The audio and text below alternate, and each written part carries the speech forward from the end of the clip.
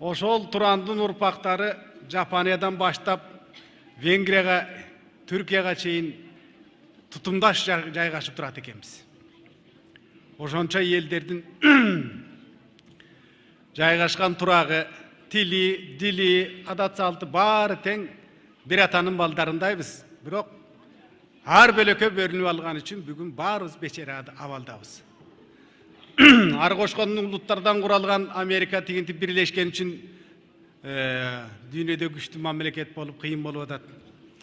Ошол арман жүрөгүмдү кыйнагандан ойгончу Туран деген күү жараттым эле да.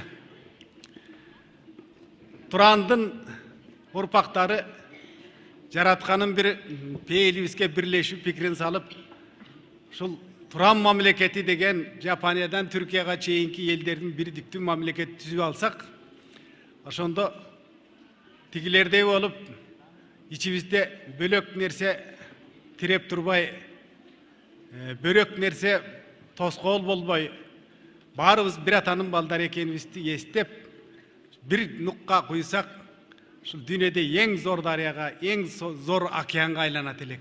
Кудай ошол тилекке жеткирсин. Анда эмесе Туран күү, ойгончу Туран деген күү. Назарыңыздарда.